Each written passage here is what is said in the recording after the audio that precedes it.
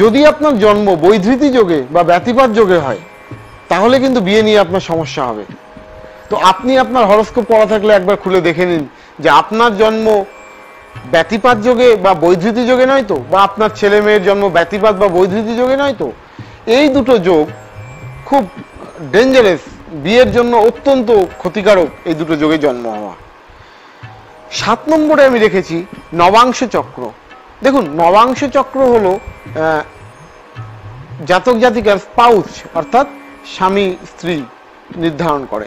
তো এই নবাংশ চক্রে যদি সপ্তম স্থান বা লগ্ন ভাব বা সপ্তম পতি যদি ডিস্টার্ব থাকে, পাপগ্রহ দ্বারা বেষ্টিত থাকে, তাহলে কিন্তু আপনার বিয়ে নিয়ে অনেক রকম সমস্যা বা জটিলতা তৈরি হবে।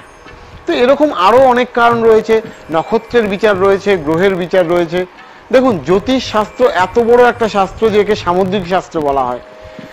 শাস্ত্রে একে সামুদ্রিক শাস্ত্র বলেছে, অর্থাৎ সমুদ্রের যেমন একুল উকুল হয় না, তেমনি জ্যোতিষেরও কিন্তু একুল উকুল হয় না, এর প্রচুর ব্যাখ্যা। তো আমি বেছে বেছে আপনাদের জন্য এই 7টা পয়েন্ট